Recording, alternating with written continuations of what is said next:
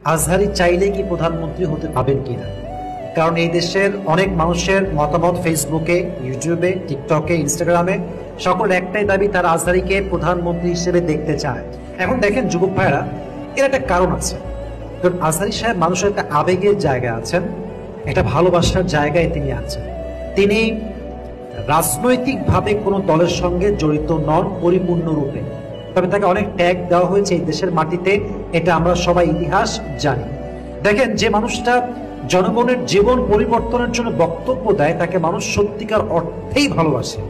এবং আজহারী সাহেবের যেই দক্ষতা ভাষার প্রতি, জনগণের যেই অ্যাট্রাকশন তার প্রতি আছে, এর সবচেয়ে মূল হাতিয়ার হচ্ছে তার শুদ্ধ ভাষা, তার মায়া কণ্ঠের যে কথাগুলো আছে, মানুষ এটাকে বড্ড ভালোবাসে। তার মানে কোরআন থেকে যে কথা বলে, হক কথা বলে, মানুষ তাকে আসলেই মন থেকে ভালোবাসে। যুবক ভাইরা, ঠিক কিনা বলেন যুবক ভাইরা? তাহলে বোঝা গেল উনি একজন পারফেক্ট পার্সন এই মুহূর্তে আমার দেশের জন্য।